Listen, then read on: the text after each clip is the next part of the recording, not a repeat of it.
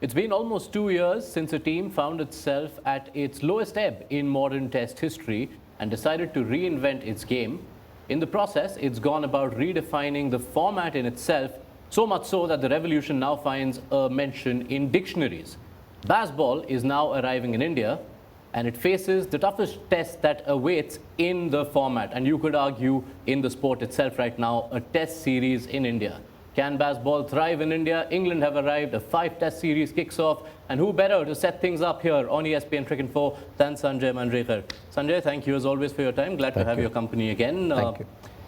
The most serious question I have at the start is, we know it's called baseball from one side. So what do we label the series? Baseball versus? Baseball, I think question mark. I think that is going to be the big question that will be answered, whether baseball is suitable for all conditions. It's worked in most conditions. It's worked in Asia as well, in Pakistan for England, but let's find out in the kind of pitches that we have in India. So for me, it's going to be baseball, India, that kind with the sound as well. Already within that, you have set us up for a lot of conversations that will dictate at least all the pre-series chatter. Let's begin with what you expect. From everything you've seen of England, from everything we know of India and tests over here in the last few years, what are your expectations from this series?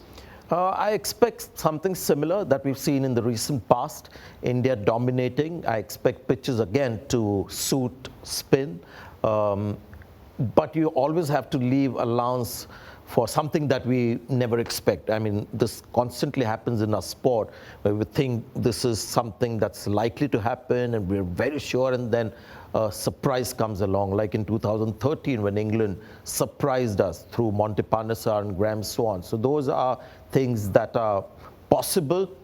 But to answer your question very honestly, I think India should be able to dominate once again in home conditions. Just the batting part is now, with Virat Kohli not playing, that has become a little bit of another question mark next to Indian batting along with baseball. Yes, notable omissions for both sides, because Virat Kohli is out for the first 2 tests. Harry Brook, as it stands, is out for the entire series. We'll be coming to that, but you've already teed up the pitches. What we expect to see, is that also what is necessarily the best route for India to take? Or do you think there's a gamble in putting out rank turners or dust bowls? No, I don't think it's a gamble.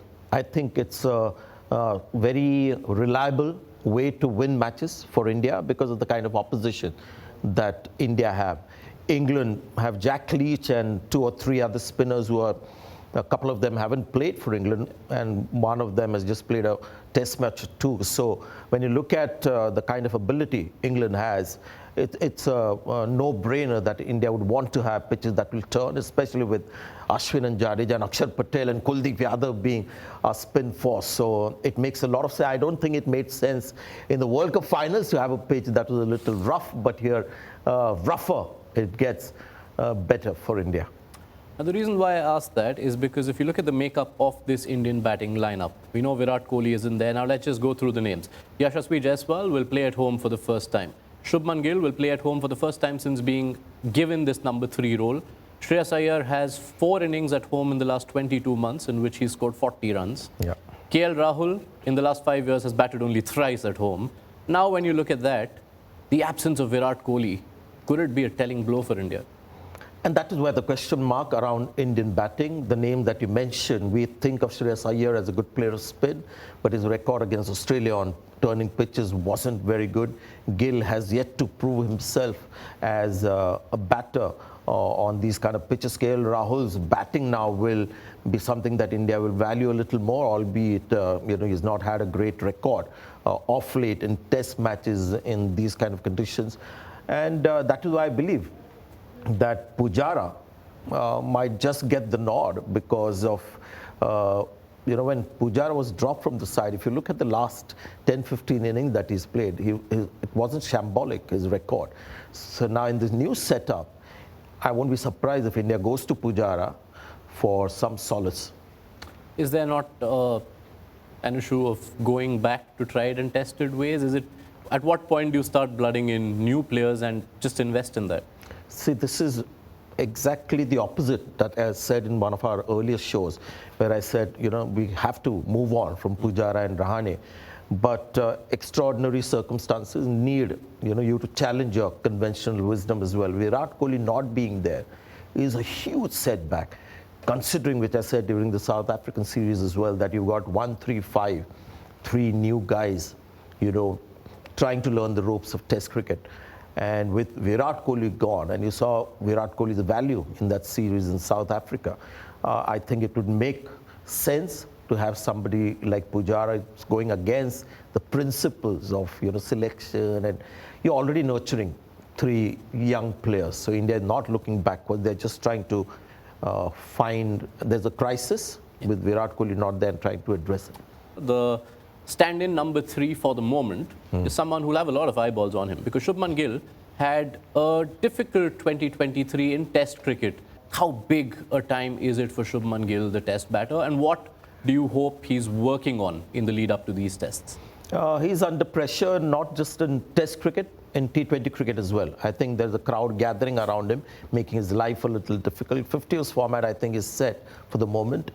In Test cricket, there's one imperative that you need, unless you're batting down at number 6 or 7. But even then, you need it, especially the kind of pitches that India have had in the recent past at home, where you need to have a good defense.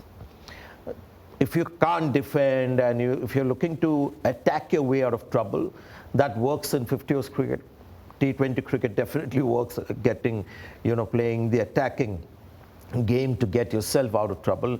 In Test cricket, you need to have reasonably good defense, and that is what Shubman Gill should be focusing on completely, is his defense against seam, swing. I think pace and bounce is okay, and here in India, against spinners, imagining a slip, a silly point short leg, and so on. Now, coming into the series, India, of course, had a lot of selection puzzles to be solved with regards to the makeup of their playing 11, one of which you'd imagine, Sanjay, has been solved by Kohli's absence, because there's a lot of chatter. Does Rahul keep as the better batter? Does Bharat play as the stronger keeper in these conditions? Now, do you imagine both of them play? Rahul batting somewhere at 4 or 5? I really don't think that Bharat is the stronger keeper. He came with, a lot of promise, but we got to see him properly in that series against Australia, keeping wickets and batting as well. And with all due respect, I wasn't impressed by either of his skills. So it would not have been a bad compromise. It's again a compromise to have KL Rahul. It's not like KS Bharat is a Ridhiman Saha that you're keeping out, because you need good keepers behind the stump. I would rather stick with KL Rahul and have the benefit of another spot open. Okay. The only other question you could think of, potentially, if Jadeja is fit, do you want to play 2 slow left-armers, would be Akshar versus Kuldeep. Is there a case for Kuldeep to play? There is case for Kuldeep to play if it's not a rank turner. If it's a rank turner, then Ashwin, Jadeja. But bear one thing in mind, Akshar Patel, when he plays with Jadeja, is not the same bowler. So yeah, that will be the way to go. I've counted 2 or 3 left-handers in the top 6 for England. There's a Ben Stokes, there's a Duckett, and maybe there's another one that might play. So 2 left-arm spinners versus Kuldeep Yadav, who is a left-arm spinner but of a different kind. So yes, to answer your question, if it's a pretty good pitch, I think Kuldeep Yadav is the option. He'll be able to get turned even on those kind of pitches if he bowls slower than he is off late. Now, the England batting lineup, with the might of Bazball scoring at nearly 5 per over for the last few years, and yet you feel Harry Brook was such a key component. They have a lot of batters who've gone hammer and tongs, but he's probably been that epitomizing figure of Bazball batting. His absence, how much of a blow is that to England's chances of competing? Well, they would think it's a big setback. But I keep saying, unique pitches. So Harry Brook would never have experienced Indian pitches. Ben Stokes has been here before. He's got 100 on a pitch that wasn't the typical turning Indian pitch. May have been in Rajkot, memory serves, but struggled on the typical rank turner that we have. So yes, for England, they would think that it's a bit of a setback. But I would want to see Harry Brook in those conditions, in the kind of condition that India have. It's like a perfect storm for foreign players. One is it's not a skill that comes naturally to them. They don't play high quality spin back home, and that's where your game gets weaned.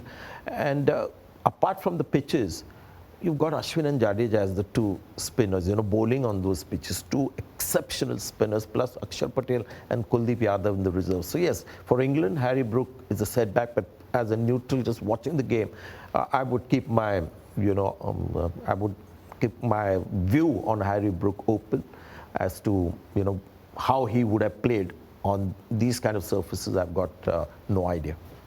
So then you just imagine that Joe Root assumes even greater significance than he anyway would. Even in the last series, that one game they win hinged on his double hundred in the first innings, remains the key.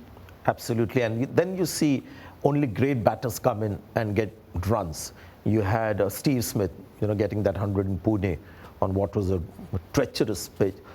Joe Root, there was turn in that pitch in Chennai, but it was slow turn. But that was enough for a great batter to survive. So yes, Joe Root will be their key player. We saw Johnny Bairstow struggle last time, John Crawley as well. Ben Duckett had a pretty good Ashes series, but let's see whether he makes a mark. Ben Stokes is going to be interesting because typically he won't get runs every match of the series. But if there is a tight game, and there have been some close ones at home where India have featured and they won the series, but there have been a few close test matches. That's where Ben Stokes will be the dangerous batter.